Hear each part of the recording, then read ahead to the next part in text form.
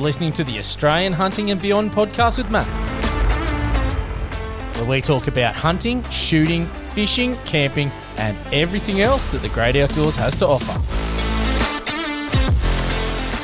Let's get into it. Well, we all know I've been talking about chasing Rusa, and we've been trying to get Dan one and not happening just yet. So I saw a cracking stag put up the other day from Breno Outdoors. I went, mate, come on the podcast. I want to hear about it because I got to do something because it's not paying off just yet, mate. How are you? And what a crack up. Well done. Thanks, Matt. And thanks for having me on the show. I just wanted to say congratulations on 1 year of the podcast. I've listened to all of them. So I'm sorry about your ears, mate. But, mate, appreciate it. I'm a fan of the show. So thank you. Well, mate, I'm glad to have you on because I'm a fan of your work. Well before I started the podcast, I've been checking out your stuff and really enjoy it. And I don't know how you guys film it. Like, I've tried once or twice on my own to try and create something like that, but I think I'm just that bad a hunter that I can't do that second part at all. How do you go about that? Like, I always just sit there and go, wow, like anyone that's hunting and filming it, props to you guys. Yeah, it is hard, and I'm probably not one of the better ones anyway. There's definitely guys better at it than me. I sort of put the hunting first and then the filming second, and then even more recently, this last year, I've sort of haven't been doing much filming at all, actually, just because I wanted, because it gets frustrating that you're not getting the deer and you're spending too much time playing around with cameras. So I kind of, especially with this Rusa, I just thought this year I just want to have a good crack at getting one, and I'm just not going to worry about the camera. But in the end, I still had my phone in my pocket and I sort of took a bit of footage anyway. So that's one of the ones for me. I sort of, I get it, right? Like you sit there and go, I look at it, I'm there to hunt first. Yep. And I've dabbled with it a little bit because I'm like, it'd be cool to capture some of those moments, like capturing something to add on to the memory. But it's just such a next level because your mindset's on that. And talking to guys, and you're selling yourself short a bit because I do like your stuff, but talking to other guys that do it as well, and they're thinking about, well, I've got to hike up here and drop the camera, then go back down and come through. And there's so many steps to trying to get it together, and then the B-roll, and then putting it together. I know how much time the podcast takes to edit, and that's without the video element. I just sit there and go, wow, that's a bloody lot of work, which I'm glad you guys do. Let's make that very clear because the more content out there, the better. And it's just an extra layer. So, mate, this Rusa, it's great. Like, I'm so happy you got it. Tell us about the hunt. Well, this property, I've had access to this property for about 5 years now. And I've kind of sort of started to work it out a bit. So it did take me a long time to sort of pattern the deer, and I have got, in the past, I've got a couple of spikers. Last year I got a small stag, and then I've got a couple of meat animals. And then, as I said, this year I thought I'm just going to put in a good effort, and I want to try and get a good stag out of this place. So what I'd been doing, I'd get up like really early in the morning. I'd get up like 3 o'clock in the morning. I'd drive down to this place. And because it's been so wet lately, it meant that I couldn't drive into the property because as soon as it was just, you're going to get bogged straight away. So it meant that I'd get there in the dark, and then I'd have to walk from the front gate through the property. So I'd been down and done a couple of trips. I'd seen some smaller stags and some does, but I still hadn't laid eyes on any of these bigger stags. But then, last weekend I did the same thing, drove down, parked at the front gate, walked through the slop. And what I kind of worked out was there's one paddock they had the best feed. And at night they would be in that paddock. And then as soon as the sun would start to come up, they would sort of start moving off, and they would move into the scrub. There's heaps of lantana and stuff. They'll just disappear. So I got down there, and I sort of worked out they'd go from that paddock with the good pick, and then they would move through this area. And there was a little patch of scrub that I found that I realised that if I can get to there, then I should be able to see them coming through that area. So I got there, walked through the scrub in the dark, and this day, because it's the Rusa's the mating season, and they were fired up this day. This was last weekend. They were roaring, it was like I'm walking through the dark, and it was kind of scary, I'm in the dark walking through the bush, and he roaring, and then so I got to the top of the hill, and then I've looked, just as the sun comes up, I'm looking down into that paddock and I'm looking at my spot where I'm going to go sit and wait for him to come. And then there's a doe and a fawn right where I was expecting to go, and like that's where I was going to wait and sit and wait. And they must have heard me. The doe I don't think it had seen me, but it kind of knew something was not right. And then I could hear, it's still kind of sun's still kind of coming up, and then so I'm staying completely still so that this doe didn't spook. But then past the doe, I see two big stags, and they're out in the paddock, but they're already starting to move off. So I've got this doe in between us, and I'm watching the stags move off, and I'm like, I can't just wait here forever. So probably only a couple of minutes, but it felt like eternity that this doe was just staring at me. So I thought, I'm going to have to make a move here because otherwise they're just going to be gone. So I kind of lined up a few trees between me and the doe so she couldn't see me. And then I started to walk down towards her and where I was and towards the stags. But she actually spooked, and then she barked at me like, "Whoa!" Like she, like a Rusa deer kind of sound like a sambar deer, like they was really loud bark. So she barked, and then she sort of started walking off. But then that actually triggered the stag. The stag must have thought that I was another deer, and because he was in the paddock walking off away from me, he's turned around and started roaring and coming straight back to where I was. So I've just run down and I've grabbed a tree for a rest because I'm shaking like a buck fever, I grabbed a tree, I got a rest, and he's still a fair way out, but he's coming closer and he's roaring and he's fired up. He's got all twigs and stuff hanging off his head. I think that kind of helped because he had all this stuff hanging off his head. I think he probably couldn't see me real good because he's kind of blinded himself by all this stuff hanging off his antlers. So I just waited for him to come. He came into about 100 metres, and I'd sort of calm myself down a bit, and then I just squeezed the trigger and put one into him. And then he's just sort of stood there wobbling around a bit. He was like, I hit him good. I hit him I would have been a lung shot. And he was there wobbling around, and I thought, I'll just give him another one. So I put another one in his neck, and he dropped on the spot. Yeah, I was pretty bloody happy to tell you. 100%. Yeah, so he's a good deer, my biggest deer. So I was very happy. Well done, mate. That's awesome. A couple of things there. How cool is the noise they make? Oh, yeah. I found, we went out the other night and we're trying to get Danny's first, right? So we got to this property. The wet is just ridiculous. It's unbelievably boggy, to the point. So we got there after dark because we did a midweek run and took the thermal because he was like, I need to get, I want to get off the board, get a Rusa. He's only got, his first outing, he got two fallow bucks, which was awesome. Yep. But that's his first 2 deer. So 2 for price is 1. He's done well.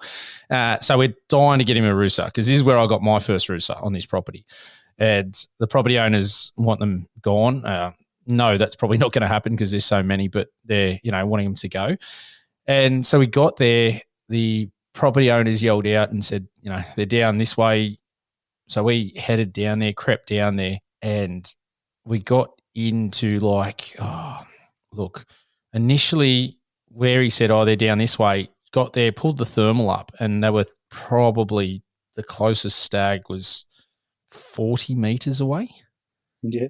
Moving towards us. And we're on the other side of the property. So on the other side of the boundary.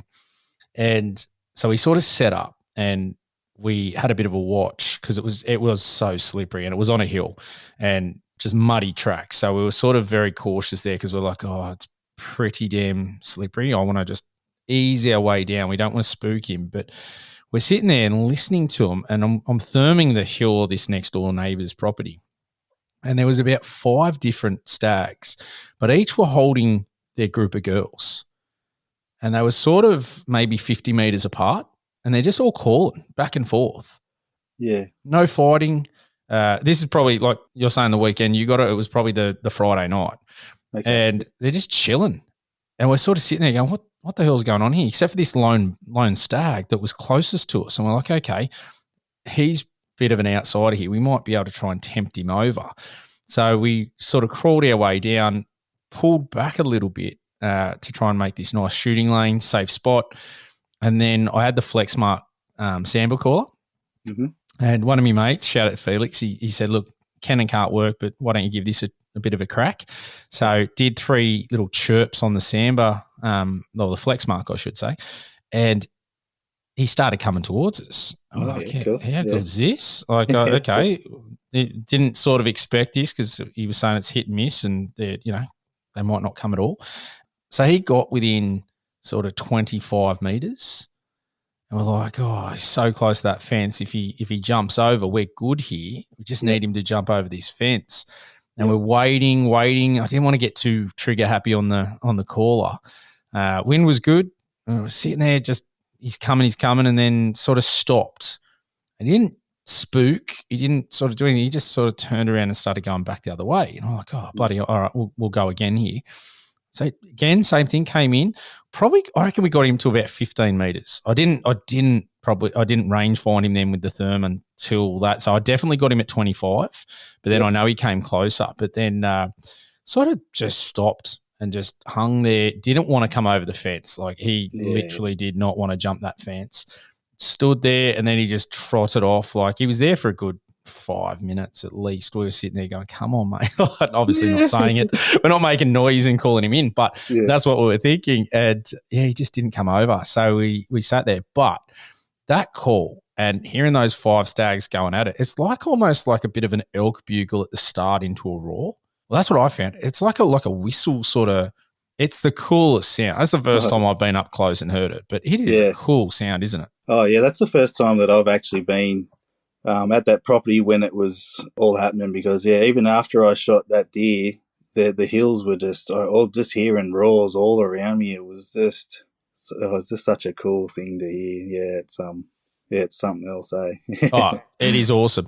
I'm thinking, like, for the property we're on, I think there's that many hinds around that they're not fighting and they're not searching. Well, my deer, he was that badly busted up. He has been fighting hard because he had puncture holes all over his neck and head. He had blood coming out of him. He had pus coming out of him. He was busted up. So he's had obviously been fighting hard. Like I just had to I've been doing the Cape this week, and man, the amount of holes in it is like that sort of adds to the character of it. But my God, it must have been so sore, this poor deer, because the amount of holes and just the damage that they must do to themselves. And the skin on this guy's neck, the skin at the back of his neck, it was like 20 mil thick. I've never seen anything like it. Yeah, right. Okay. Well, yeah, I do see how their necks, like, they thicken up when they're going through that, getting ready for the rut, and you see that, just that testosterone, I guess, boost and getting fired up. But it's unreal to think they're just such a resilient creature. Oh, yeah. That, he gets punctured, bashed up, holes left, right and centre, and that would have just been another day, another season, play on. It's just it's crazy to think how much damage they can take. And I had Rob on, who goes by the handle The Obsessed Samba Man on Insta, and he got a couple of Samba, but people had hit him with some 22s in the head, and they just been play on, just kept going. And, you sort of sit there and go, wow, they just can absorb some punishment and just get through it. Like, it's unbelievable. Nature's just so cool. When I hear that and when I see what happens, there's that level of respect for what these animals do, how they go about it all. And, they're just such an adaptive, resilient creature. I love it. Yeah. And then so they'll fight and try and kill each other at this time of year. And then in a month's time they'll be mates again to start hanging out again. It's like, oh, it's like, isn't it funny? Well, it's like that old school thing. You used to, go to the pub and have a couple of bevies and punch on with someone and then buy a beer afterwards. It's all done, dusted. Let's move forward. So it's a similar concept, isn't it? We're mates again, boys. Okay. It's very impressive when you think about it, and the reason it all plays in to get the strongest genetics, and that's that line. So I get where people start to go down the path of, if they've been on a property for a long time, of starting to manage the herd, and that if there's too many girls, that means more boys are breeding that probably necessarily wouldn't have bred. Yeah. If it was a smaller number and you had that dominant stag there that, as you said, were bashing each other and he's the man, I'm not really going to get a shot here. So it's funny, isn't it? Like, you think about how nature does it on its own, but then also the impact that we've had with, just pasture and property, and the numbers have boomed in such a way that they're not now, well, from what we were watching out there, they're not fighting, and they're just happy because they've sort of got their little harem there, and they're just going, well, do I need to take that damage? Do I need to sustain an injury for no reason? Yeah. So, but mind you, I will say this, when we were out there and we saw the 5 stags in daylight, and again, all on the other side of the fence. Yep. So we just had a good watch of them and whatnot. Man, they were some impressive heads on them. So we were sort of sitting there going, geez, you'd take any of these fellas and be happy with it. So it's just a matter of catching up with one at the right time. So it's I'm really hoping to get Dan one, because I know he's keen for it, but they're such a tricky bloody animal, and we just can't seem to get them on the right side of the fence, which is a bit of a trick. Oh, mate, plenty of times I'll go there and the biggest stags, and they're just on the wrong side of the fence, and I'll be like, it's frustrating. It is, but it's part of hunting too, isn't it? Like that. Oh, yeah. That sort of gets, I don't know about you, but I sort of get excited the fact that pretty much every time we go to this property, I think there's only been one time I've gone out there, and that was to put some trail cameras up, because I liked what you were saying there, that you've been there for 5 years, you know the property, you've got that good plan. We're still unpacking this property to work out where they are moving through. We've got our ideas, but it hasn't been solidified, right? So we've put up a few trail cameras to work out where they're moving. We know where the rub trees are now, so that'll be good for next year.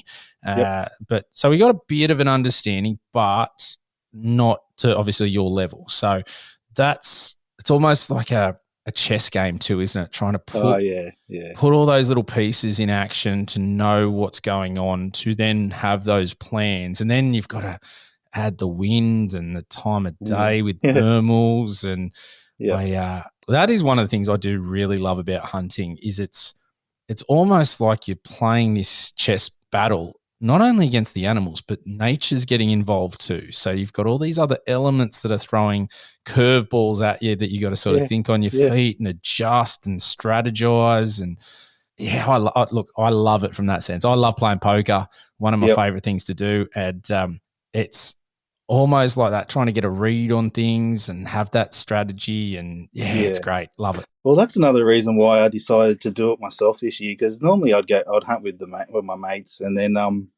we'd always be, one would say, oh, we should do this, and I'll be saying, no, we should do that. Like, so that's why this year I just thought, you know what, I'm just gonna do it myself, just so I can like, if I stuff up, it's all on me. It's like I can't.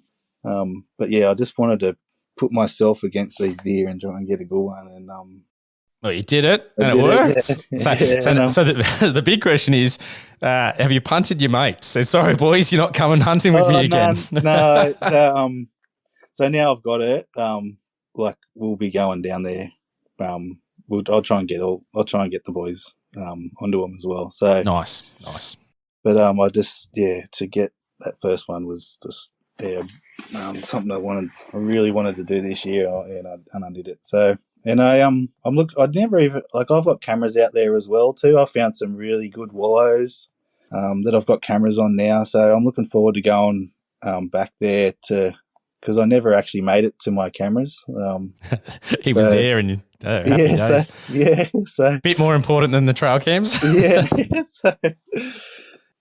So I'll be going back there for sure. So all right, so you biggest deer so far. Yep. Which is awesome.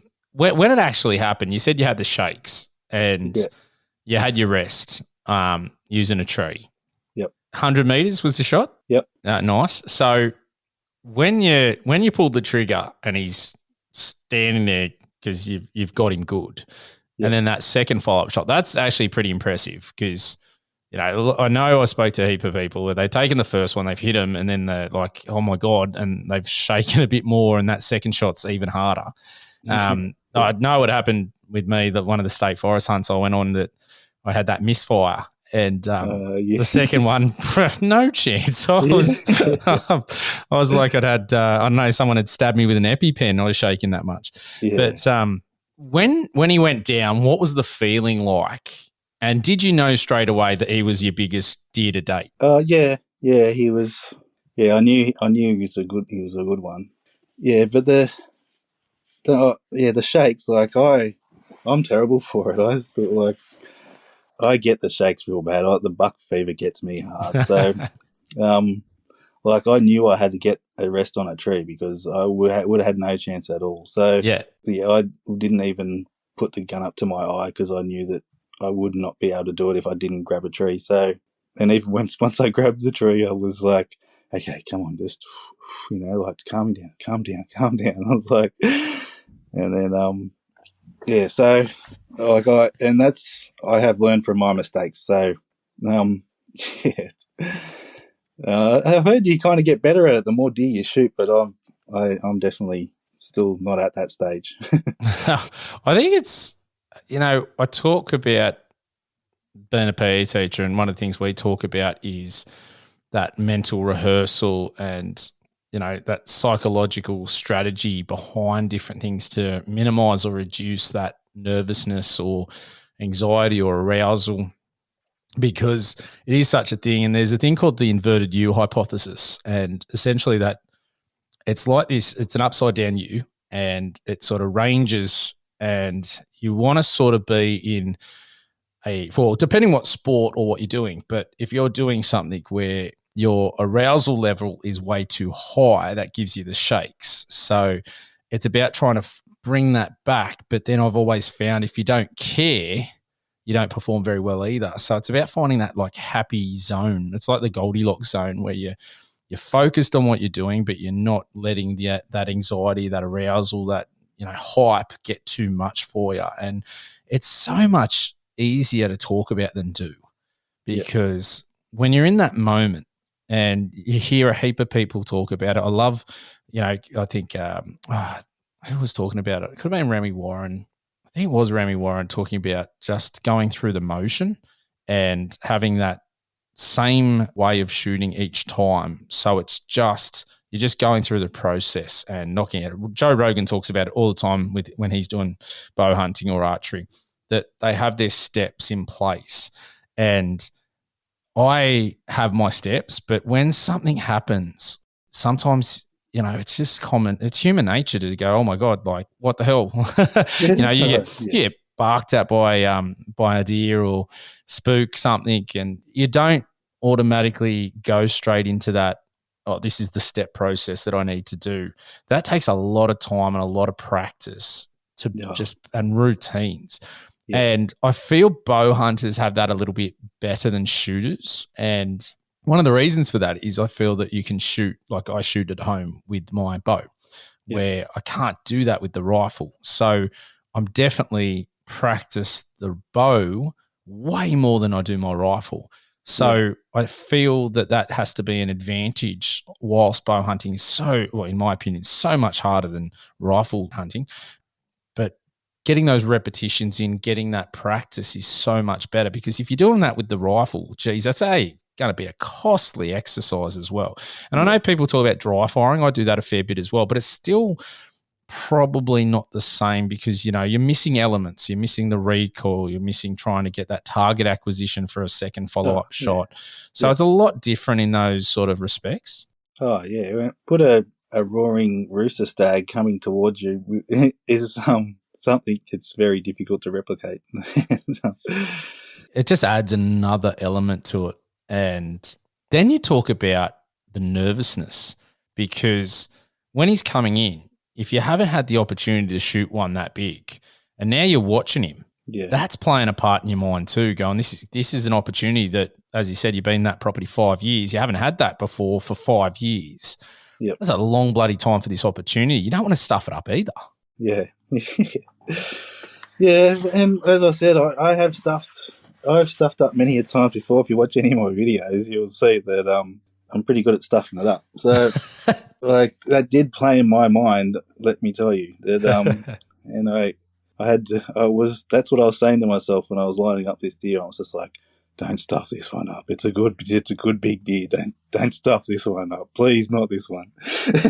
So the relief once I actually got one in him, and the relief was it was nothing else. Yeah. No, that's awesome, mate. I love it. I love the fact you got one. So, like, congrats again. That's just so good.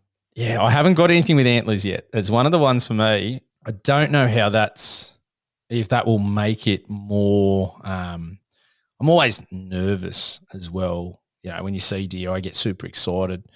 Just, I always do. Even driving past them, I get super excited. My wife thinks I'm a mad weirdo. She's just like, it's just a deer, mate. Like, settle down. But I love it. And then even if you're close to them as well, because I sort of sit there and go, this animal is a predated species that it's just wanting to survive. And for you to be able to get close to one is awesome.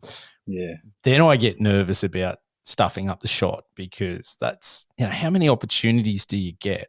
And I'd like to have a decent success rate. You said a moment ago, you stuff up a lot. Well, I reckon I stuff up a hell of a lot more. And it's one of the, but look, that's part of the hunting experience as well. And I think it almost makes it sweeter when you go through those and then you do get success, because you cherish that success. Oh, yeah. And you know how hard, how long.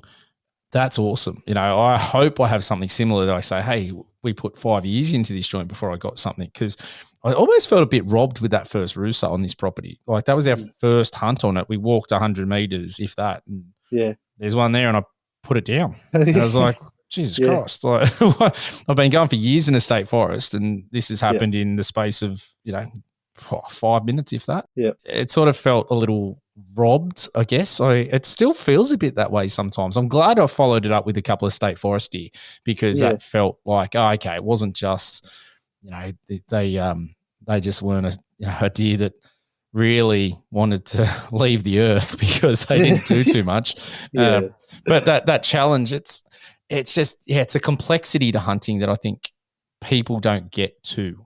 And I think a lot of people don't understand where the trophy side of it comes sometimes. And it doesn't matter if you're not a trophy hunter, that the respect for going after some animal that's a mature animal that has survived that long, that's such a win. And I think that's the allure to a lot of people for that trophy aspect.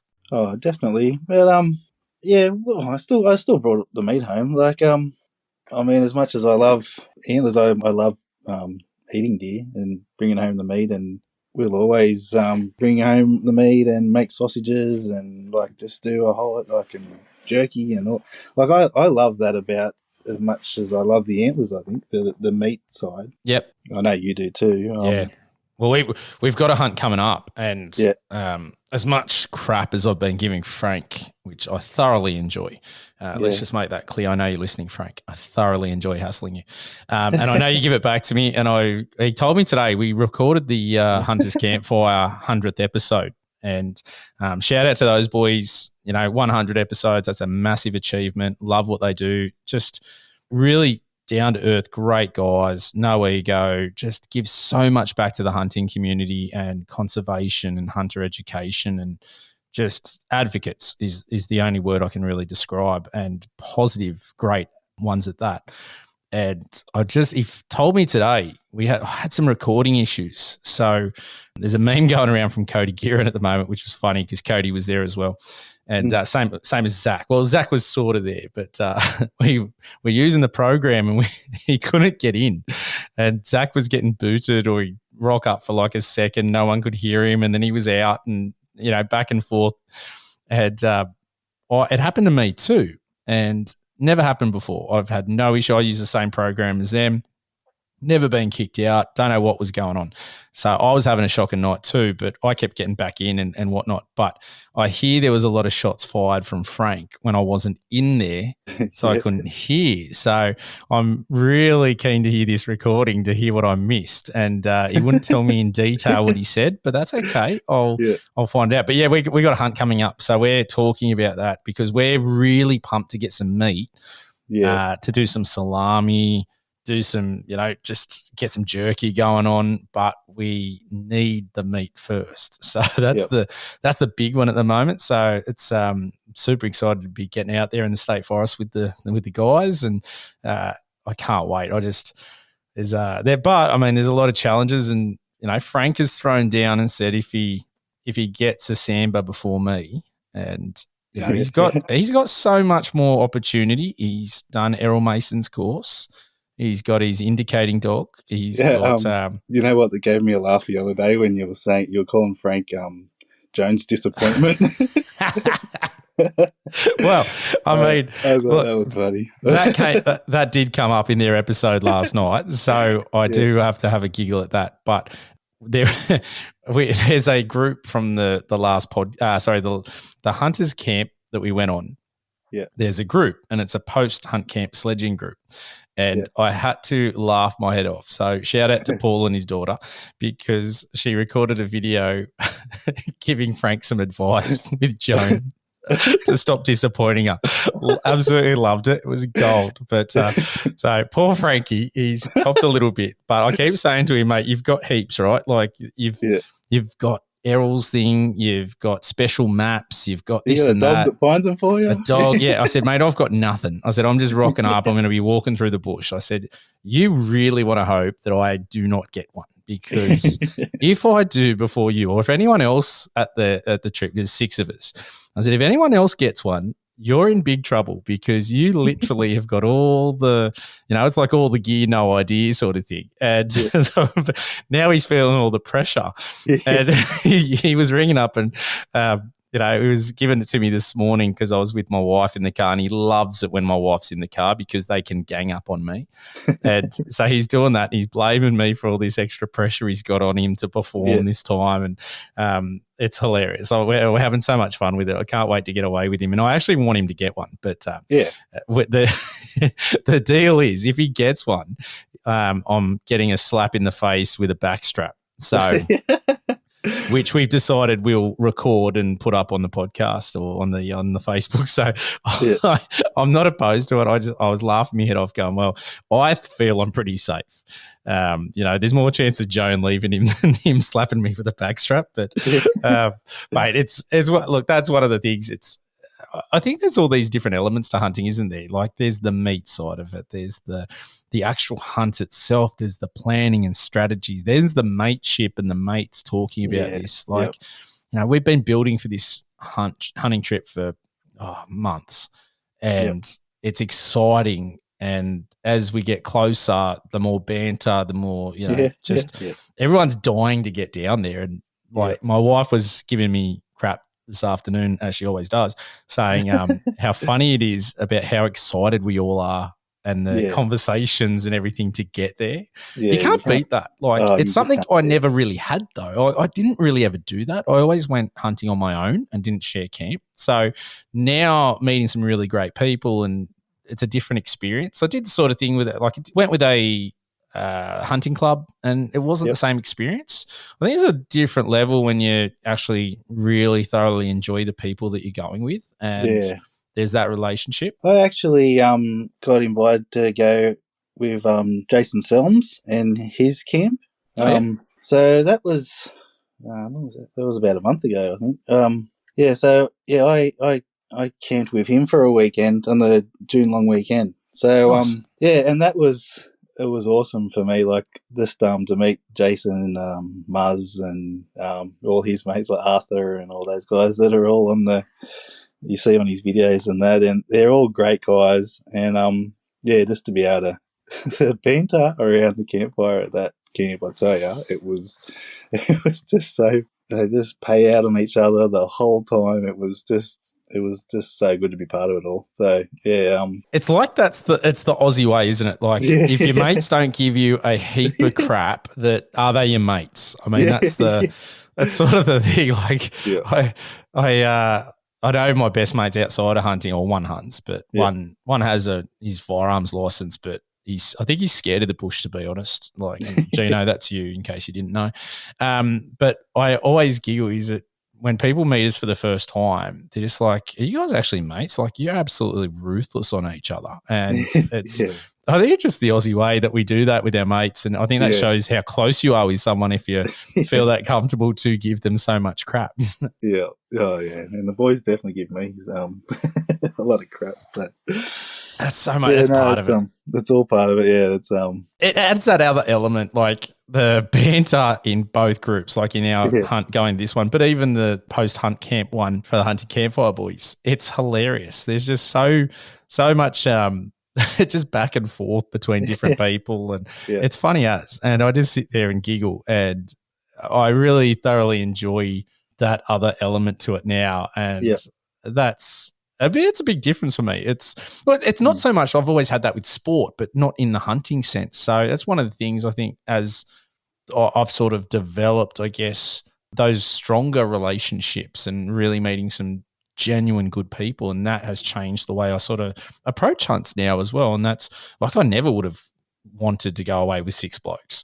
I probably never would have gone to the Hunters Campfire hunt camp. Like that wouldn't have been something that I'd ever done before. But now looking back on it, because of getting to know some people really well and then going, you know what, I'm going to do it. Geez, it was great. I had such a blast. And I sort of reflect on that and go, that's been one of the real positives from the podcast, is meeting some really genuine, great people. I love it. And getting those opportunities to strengthen those relationships by going out together and whatnot. So that's been really good. Yeah, well, that's the same for me with the YouTube channel. Like, Jason Selms and I, that's how we met through, through YouTube. And, the amount of people that I've met and mates that I now have just through the YouTube channel. And it's surprising how, like, I don't think I've ever met another hunter that I don't get along with. It's like we always seem to be quite similar people. And, I always seem to get along with other hunters, because I guess we're all just, in the end, we're like-minded people that have the same sort of interests. So I'd be the same. I reckon I'd say probably 98% of the people I'd be the same, and that's and even there's, I've had people reach out on the podcast and have a difference of opinion to me, and that's cool. It's, as I regularly say, these are my thoughts and opinions. Doesn't mean they're right. By no means am I an expert in anything.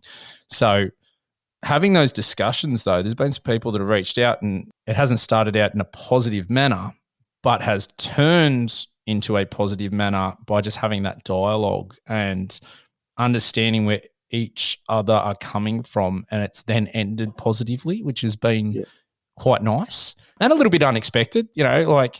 It's funny though, isn't it? I've never reached out. I listen to a lot of podcasts, but I never even thought about reaching out to the person that did it. Now I do, because so many people have reached out and said nice things and been supportive, and that's awesome. I gather you're the same with your YouTube channel. It's a different thing for me now, because when I'm listening to a podcast that I thoroughly enjoy, I'm going to reach out and tell them that, because I never would have previously on the other side of it, where I was just listening and not doing it myself. But now hearing that, I go, okay, I'm going to, be a bit more proactive and better at reaching out to people and saying, hey, good job.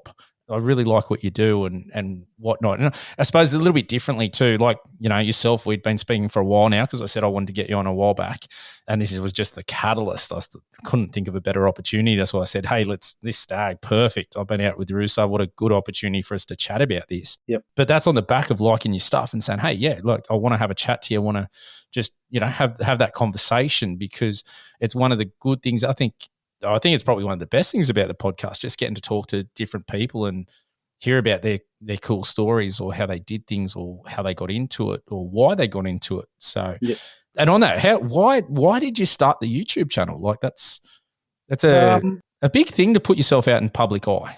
Yeah. Why did I? I don't really know how it. I just went. I got a camera and then I just thought, I'll take it away. It was one of the first sort of rut trips that we done in State Forest, and I had a camera and I thought, I'll just sort of chuck the camera in, and then I filmed a bit, and then I ended up shooting a fairly decent fallow buck, and so then I had this footage, and I'm like, oh, okay, well now I need to learn how to edit. So I learned how to edit, and then I learned how to and then I thought, I'll put it on a YouTube. So I started up a YouTube channel. What am I going to call it? Breno's Outdoors. And then I worked out that I really love video editing and making videos. Like, I got hooked on it. Like, that's all I wanted to do for a moment in time there. It was just like, I want to make another video. Like, it was just it was this the whole process. I suppose it's kind of like an art, not artistic, but it's like just a creativity, a creative thing that I was doing that I just really enjoyed, and I just really enjoyed doing it. And then so I just kept on making videos, and then I kind of lost. I'm not as enjoying it as much as I did at that stage now. So I think I've had the video. I think I've had the YouTube channel for about 5 years now too. So I can't say I'm enjoying it as much as I did right back then, and there's a few other reasons as well. Like I've recently bought a house, and I don't sort of have as much time for it as much anymore. But I'm still putting videos out. I filmed this year's rut, and I got another handy little stag this year, so that video will be coming out soon. I'd say they'll be out by the time this goes to air. I'm not sure when this goes to air, but I'd say that will be up on my channel. That's a good video. I think it's a good story. So, and then I've got a little bit of footage of this, of the Rusa stag, which I had a bit of a look, and I think I'll be able to get something together to make a video about that. So, yeah, nice. Yeah, so keep an eye out for those videos. How long does one get you to go? Because, like, from start to finish, how long does a video take to create? Because I know how much the podcast takes. Yeah. And I'm a bit of a perfectionist. I like to make it sound really good. So I could just throw it up, and minimize the amount of work I do, but I do like it sounding as best possible. It's just one of my little, I guess one of my little hang-ups that I really want to push out that really good quality. So I know how long it takes me to do a podcast, and I cannot imagine that side of it with the video of getting all these different shots and clips and then adding screens and just the video editing side. It'll take me probably for every minute you're probably looking at least an hour of video editing. Yeah, it's crazy. But then some years where I would be in the State Forest for a week during the rut, and I'd give all my mates cameras, so I would come home and I would have like 5 hours of footage to try and condense. Get through and it would take me just so much time to go through it, and just to try and cut it down to a 15-minute video, it would probably take me like 50 hours to do like a big video like that. So it's a lot of time, and you can understand. I get where you're coming from, saying you've been doing it for a fair while. It takes a toll. Like, that's a lot of time and effort. When you think about that, 50 hours, that's more than a work week of just editing for this one video. It didn't really matter to me. Like, I'd come home and I'd sit on the computer, and it was like, instead of watching TV or whatever, I'd just it wasn't something. Yeah, it wasn't something that worried. Like, time would fly actually when you're video editing. But as different things pop up, it makes it harder. Yeah. So it was something I enjoyed doing, but I try not. I don't give the boys cameras anymore when we go away on the trip, because you end up with too much footage, and then that just makes the editing too difficult. Yeah. Well, that's one of the things I do like about the podcast just being solo, and the editing is just so much less than when you've got another person. Yep. the less audio channels, so much easier to deal with. Yeah. And it just sounds like, oh, there's a third, but just depending on, a variety of things. I've had it before where it'd be only a couple of people, but then the dropouts, and then each is a new audio channel, and it just really exacerbated the whole thing where you're spending that much time trying to clip them together and find out where they were, and if they've dropped out for a couple of minutes then back in, then you got to find where it is to put it in so it links up with all the other audio. And there was one I did one time and had 10 different for one person, 10 different audio files, and trying to link them all up. It took that long, and it was just like, this is crazy. So I don't miss that, and I love the fact that it's generally just me and somebody else, because it's so much easier to do. Yeah, it just makes the workload a little bit less, and that's also, and then just the conversation too. I find it flows a bit easier with just one-on-one. Yeah, not people stepping over each other and things like that, because that is such a tricky part to navigate when you've got multiple people talking. So it's yeah. But then I look at it and I like the Hunters Campfire Boys and what they do, and it works for them, and everyone's different. I think that's the beauty too. Everyone has their own little niche, and we were talking about this the other day on their 100th episode, in that it's not, I'm not at war with those guys, vice versa. I love what they do. Talk about them on the podcast. You'll see in their video I had their hat on. Like, it's not something that there's enough out there for everybody to thrive and do well. And that's, when someone asks about putting a podcast, go for it. Like, mate, I like that. Do it. Have a go. People listen or they don't, but who cares? If you want to do it and you enjoy it, and I'm similar to you, I really enjoy that audio editing side of it. Yep. Learning that has been a different skill set. That's been really enjoyable for me. And when I take that raw audio and turn it into something that sounds far better than the original recording and put it out there, that's awesome. I love it. And it's one of those things, and I'm dabbling in the video. That's so you might start to see a bit more video podcasts, because I'm sort of dabbling. I don't think I just want to put the whole episode up. I think I'm going to do like snippets, like really, a good question and response or things like that. Just sort of want to play with it, because I'm thinking that I might have a little bit more time for that side of it, and I think that's pretty cool too. And it's just another skill, and it's just something else to have a bit of a play with, and that will be another challenge for me. And I like to be challenged. It's one of the things I love about hunting. I don't ever want to be this brilliant hunter that just walks out and shoots something, which I don't think anyone will ever do that, because it's just, you'll learn so much and you just do so much, and every situation is different, and that's so cool. I love that. Yeah. It gets me out of bed in the morning to do that sort of stuff and be challenged, and not have a mundane thing. I love your passion for it. Like, as I said, I've been listening to the show, and then I saw that you got your first deer, and I was just like, couldn't wait to hear that story about you getting your first deer and all that. And then, and you've got a few more since then too, haven't you? Well, I'm up to 3. So I was devoed. Actually, at the Hunters Campfire one, it was almost 3 from 3 in State Forest, 3 deer in 3 trips. So I didn't come off, but that's okay, because I'm hoping if I get one on this trip, that'll be 3 from 4. So I'll be pretty happy if I can if I could get a deer, even I reckon 25% of the time I go to State Forest, I'd be bloody happy with that. Yeah. For me, I was saying to the boys last night, I do things wrong. Don't follow my lead, people. Please don't. Save yourself the heartache. But it's not just about the hunting for me. It's getting into the bush and exploring. And they were asking me, what is my favorite state forest, or have I found a forest that I'm just going to focus on? And the answer is really no.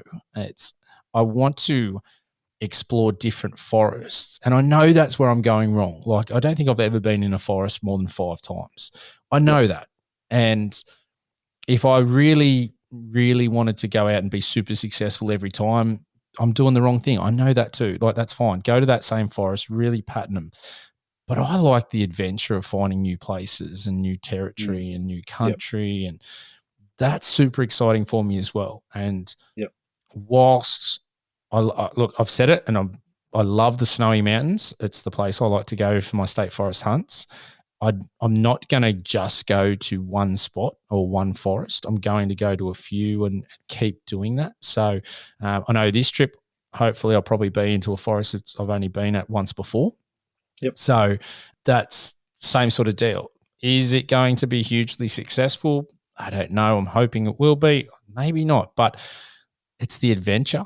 It's there's so many elements to it, and that's cool. It's something that for me it's offset where I've been in sport. Sport's always been the big focus and the challenge and that competitor nature. Now it's offsetting that I'm still out there almost feeling like I'm competing, but I guess maybe that's why I make it harder on myself. I don't know. I've sort of tried to unpack in my mind why. Instead of just going to the same place, spending the time there, putting up the trail cameras.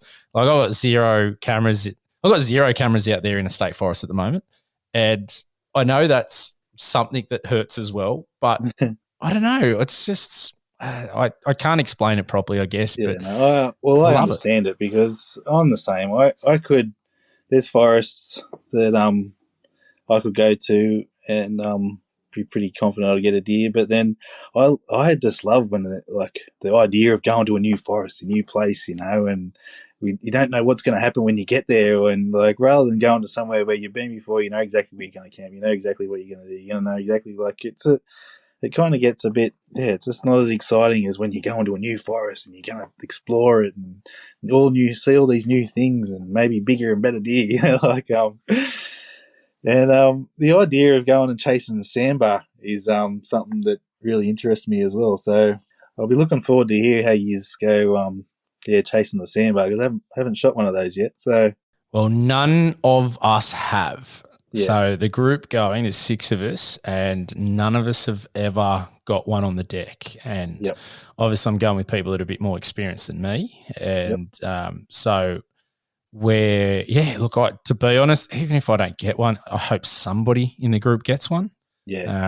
Just get all excited about that. So that will be really that I'm looking forward to it. And I really do hope that we are putting ourselves in a good spot, which I do think we are. I know they're there. I know they're down in the Snowies. Everyone knows that. They've expanded quite well, which is great. Mm-hmm. So it's just a matter of getting in there, find it. I'm looking forward to it. I've been a bit, not sneaky is not the word, but in stirring Frankie up with all his extra knowledge on top of me, I said I'd hit up a few people for some Samba recordings. So I've been doing that to get some tips, and stirring them up, saying I've got all these secret tips up my sleeve, which I don't really, but it's still fun.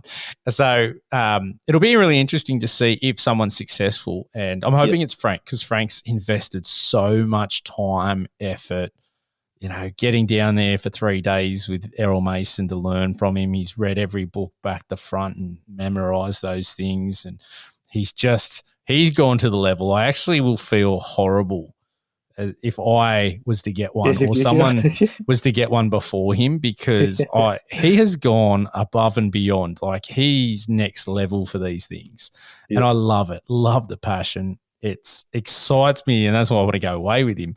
But I also, on the other hand, feel like I'd be this imposter if I got one. And I'm not saying that if one pops out, I'm not going to shoot it. I'm not saying that at all. But I do feel the fact that if I was to get one or, someone else was to get one before him and they haven't invested as much time and effort in there, that would just suck a little bit. I'd die a little bit inside for him. You know what I mean? Yeah. But I think that it's an allure about getting out there and finding new spots. And when you find sign, when you e-scout and you go, I think that area is going to be a good area. And then if it pays off with some sign, it's a win, isn't it? Just all these little wins hopefully get to, if you do the little things right, hopefully it pays off in the end. And that's where I aim at it and go, hey, that's cool. And I'm 2 from 3, but in different state forests. That's what I've been excited about as well. So I like that too. I don't know. It's hard to explain, but I get it too. I'm not putting down anyone that likes to go to the same forest and they've patterned them and they know what's happening. Good on you. Like, smart play, and you're probably going to get a hell of a lot more than I ever will. Well done. But it's there's a little bit more for it for me. Yeah. Well, I think that's what I liked about hunting the most, was because, like, I always loved camping.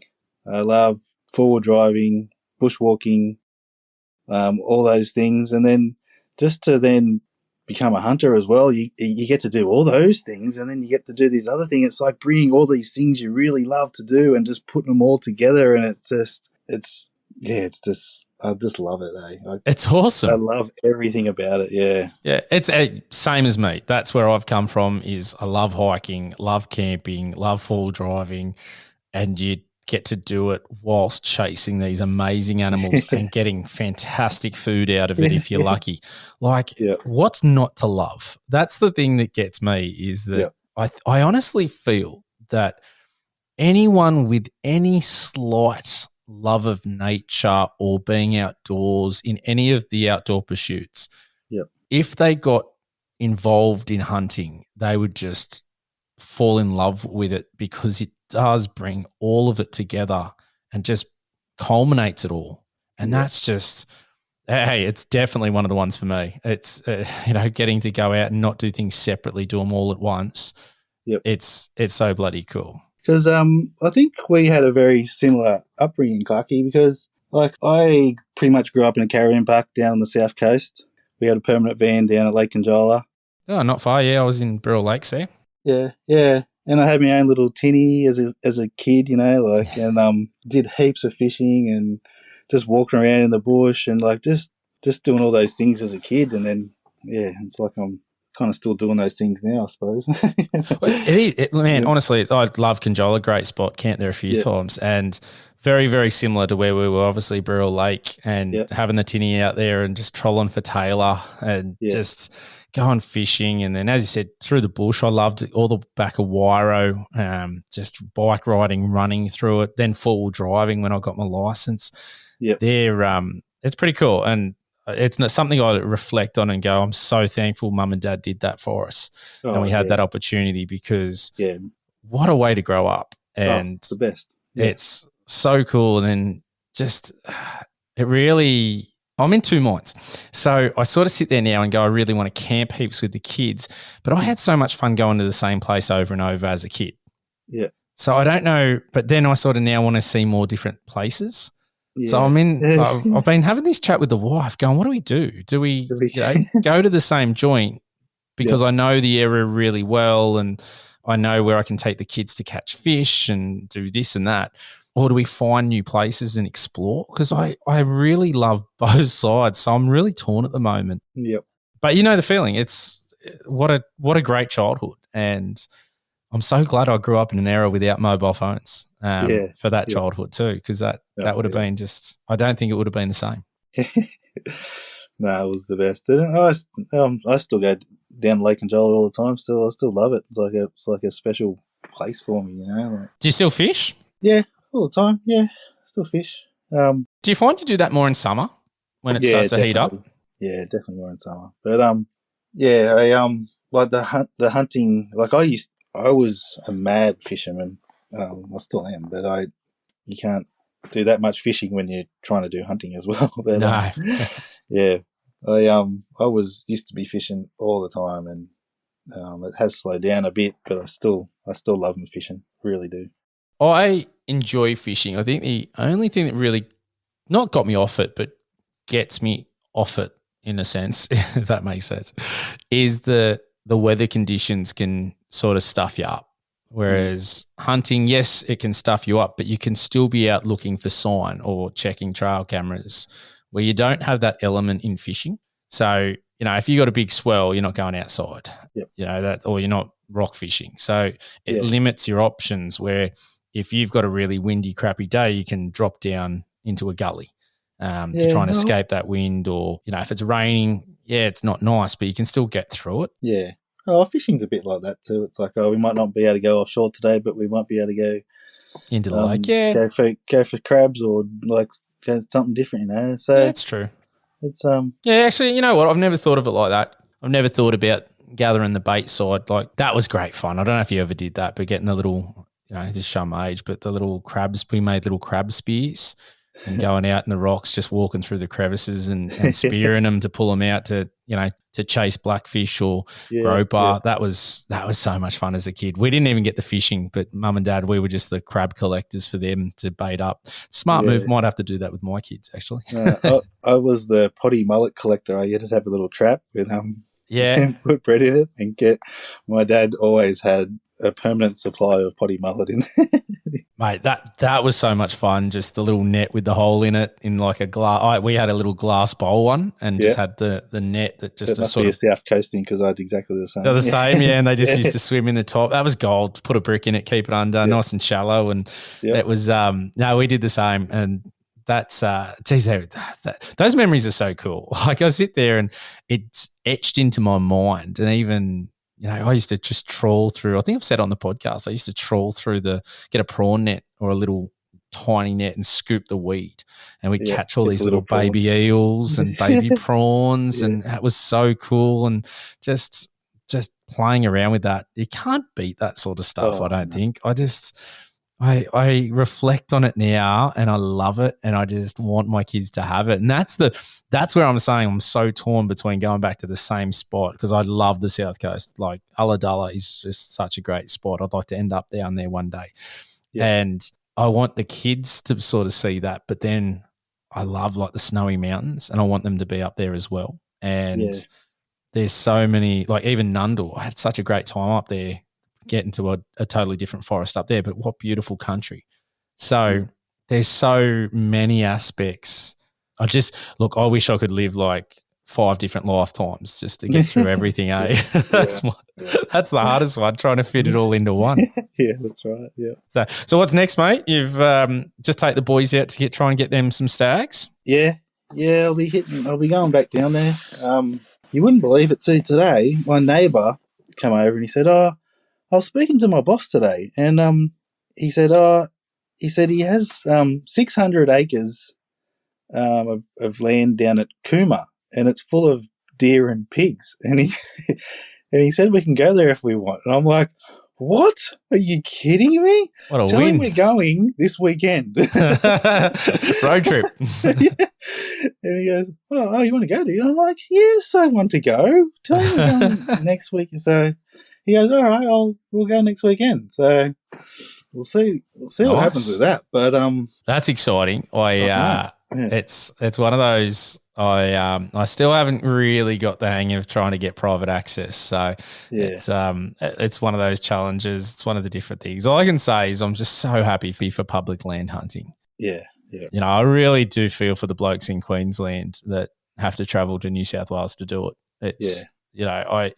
It's a travesty when you think about that. So I love hearing stories like that you've just got access out of nowhere because I'm hoping it'll happen for me. And then I also am very grateful that we've got the opportunity to hunt public lands. So it's sort of the offset too. I do. My heart goes out to the Queenslanders. Not in Origin. Let's make that clear. And I know that's coming up. So let's hopefully see a decide to go the way of the Blues, but it's one of those.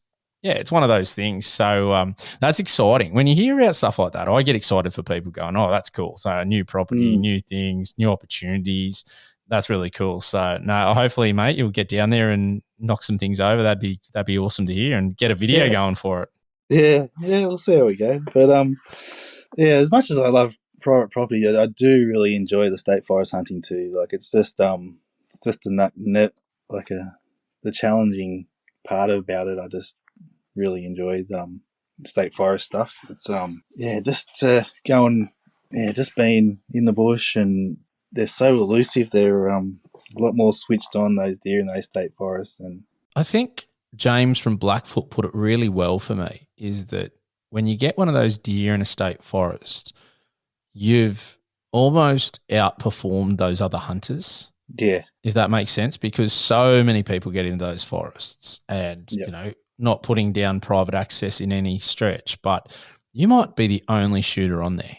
Yeah. So, like, it's not a lesser feat, but you are competing against other hunters that if you spot a deer or get it on trail camera, doesn't mean someone's not going to shoot it tomorrow or that afternoon, when you saw it in the morning. So it adds that secondary challenge onto it too. Yep. That's almost exciting too when you find a good spot or find things going, will anyone else get in there?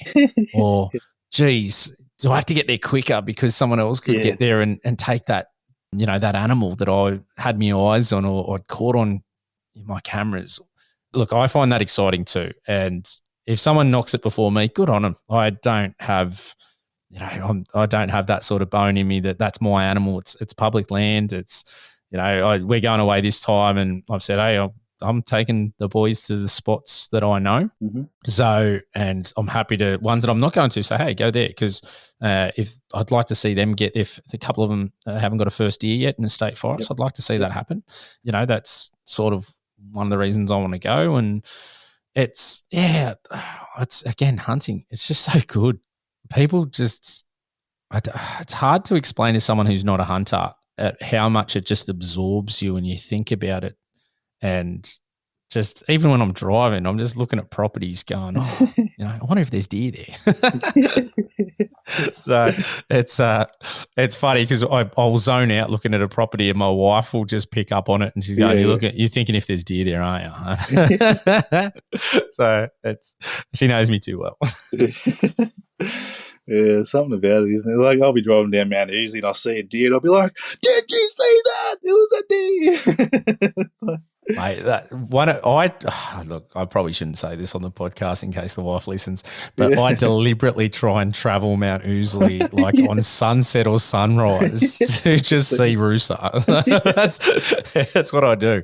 So the wife is I hope she doesn't hear this because she might get up for getting the family up early to go that way. But hey, it's part of it. But it's so exciting. I enjoy that sort of stuff. So it's it's all part of it. It's just what the absorbing thing that hunting is, and we're hooked, aren't we? It is. You just are. It's like you've just been bitten by something, and it's got a hold of you, and that's just the way it's going to be for the rest of your days. I wouldn't change anything. Oh, I love it. Mate, likewise. So I think that's a great way to wrap it up. And, mate, really appreciate you coming on the podcast. As I said, fan of your work. Keep it going. I can't wait to see this new video. Hopefully it comes out before this one drops, and then everyone can jump over and check it out. I will put all the links in the show notes, guys. So if you want to jump over, if you haven't already, check out Breno Outdoors. And, mate, congratulations on the Rusa Stag again. Well done. I loved seeing it. Absolute cracker. So, mate, you got to be happy with that one. And thanks for coming on. No problem at all, mate. Thanks heaps for having me on. And, good luck chasing that sandbar. I hope you get a good one too, mate. Oh, fingers crossed. Mate, I'll take anything. So, I'll take anything at the moment. But so, all right, guys. Bye for now. See ya. If you have a topic, guest, question, or any gear that you want to hear about on the podcast, shoot us an email, australianhuntingandbeyond@gmail.com. Alternatively, find us on Facebook, Instagram, and Twitter. All the links are in the show notes. If you haven't already, make sure you give us a review and subscribe to our podcast on whatever platform you're listening on. Thanks for joining us, and we'll catch you next time.